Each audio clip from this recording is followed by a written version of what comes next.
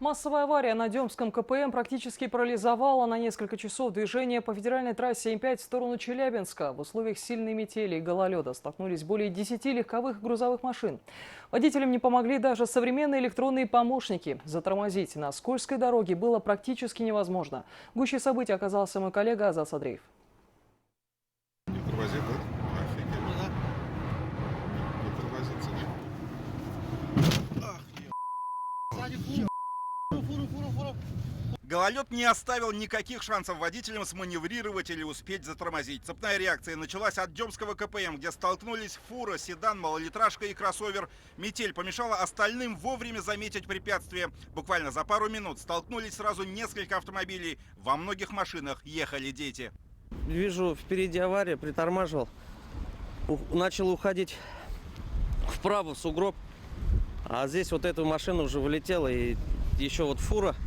Ехала с двумя детьми, один сзади, в кресле, вот пристегнутая была, вот в сиденье.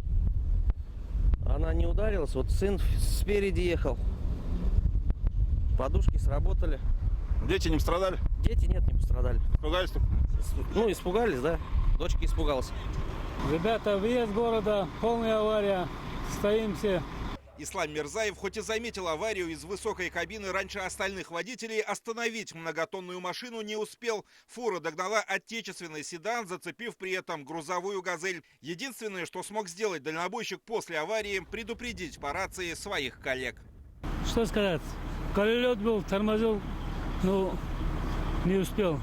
С какой скоростью ехали? 20, наверное, 20-25. Не повезло, я, главное, оттормозился уже, смотрю, впереди куча собирается.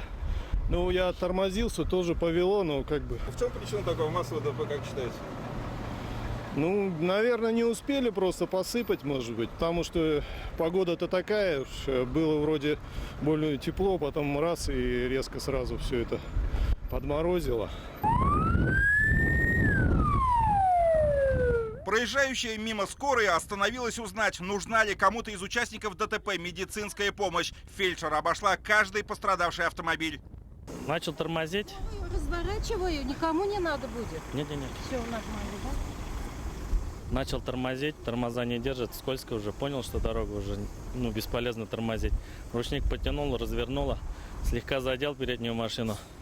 В кювет вылетел, и вот вторая машина догнала, все равно не избежал столкновения жесткого.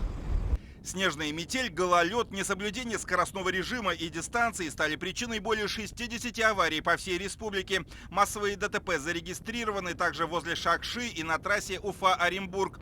Под Стерлитамаком водитель грузовой «Газели» не справился с управлением и допустил опрокидывание. Но лидером антирейтинга осталась трасса М5.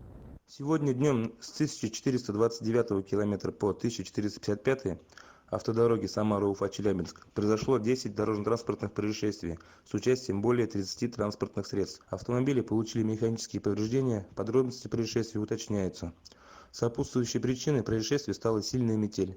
Массовая авария, не доезжая до Демского КПМ, практически парализовала движение в сторону Челябинска. На скользкой дороге столкнулись более 10 автомобилей. Несмотря на довольно серьезные механические повреждения некоторых машин, к счастью, в этом происшествии никто не погиб и не пострадал. Азат Садреев, Вадим Исламов, новости, Уфимский район.